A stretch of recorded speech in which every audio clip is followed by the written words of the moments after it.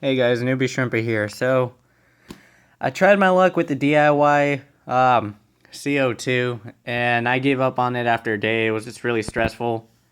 And I started looking at the paintball canisters. But since you're looking at this, you probably know I didn't go with that. I went with the actual pressurized CO2. So, the reason why I did it is because the paintball one, I was going to pick the Aquatech, the mini. You don't need an adapter for it. It just hooks up to the paintball tank. And I was looking it all up, and the regular regulator was actually a little bit more pricier than this one. And this is the basic Aquatech one. It works its wonders. It comes with flexible tubing and a bubble counter.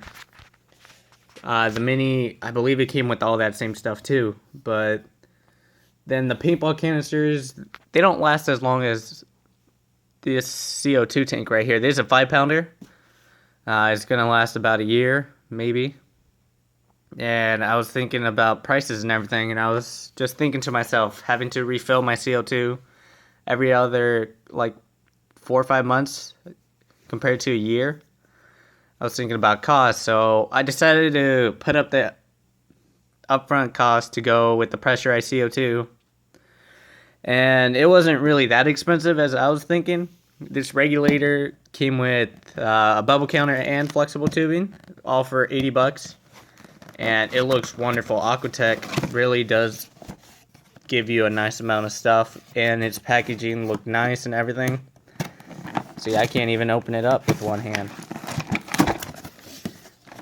See, and you open it up and you see their reviews. I mean, not their reviews. The brochure of all the other regulators they have.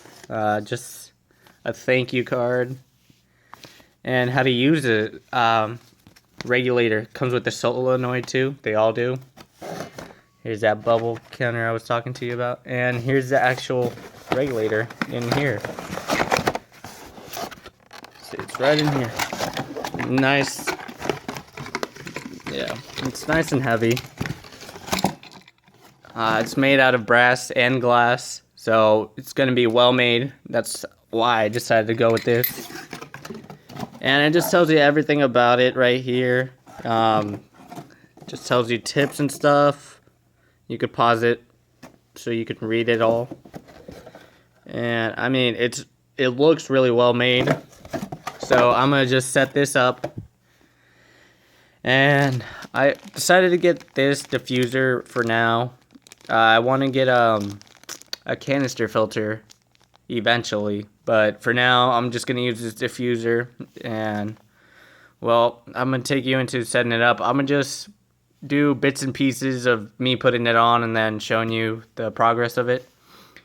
So what you want to do is, I need to take this off, and it's the O-ring, I believe, or something like that. I don't remember what it's called, but you stick it in here and it's gonna connect in there. That way you don't need to use Teflon tape so it doesn't leak. And I'm gonna test it for leaks, and I'll show you how to test for it. But for now, I'm just gonna set this up real quick. So the first step you want to do is you want to put this little thing right in here. This comes up, and you just want to hand tighten this at first, and then you want to get a crescent wrench or something that looks similar to this. You could use the one with the little spinning things. I forgot what they're called. I think they're monkey wrenches or something like that. So I'm gonna hand tighten this onto here first, and then I'll take you back and show you what you need to do with this crescent wrench. So I hand tightened it as far as I could. Now it's time to use this. And you just want to get a good grip on it and then twist it around. I can't do this one-handed, so I'll bring you back once it's all tightened down. So I just got finished tightening it. Now what you want to do is you want to get the airline tubing. And this is the airline adapter. So what you want to do is you want to put your airline tubing through here. Whoops. And you want to kind of like thread a needle, sort of, and then you tighten it down that way. I'll show you in a bit.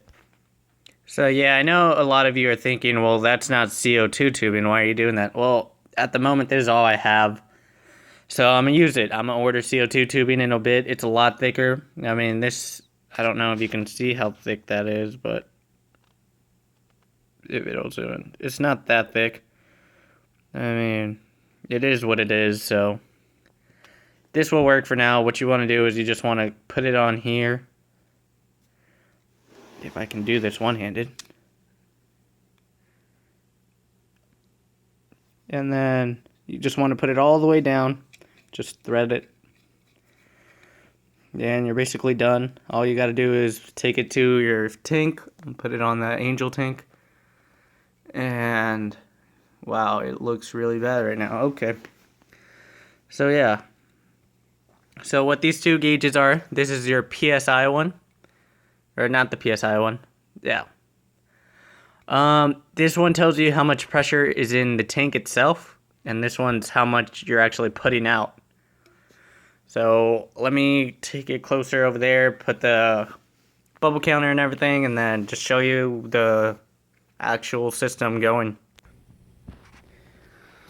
So I installed it. It's working wonders. It's really good. Put the bubble counter right in there. It's going about a bubble or two a second.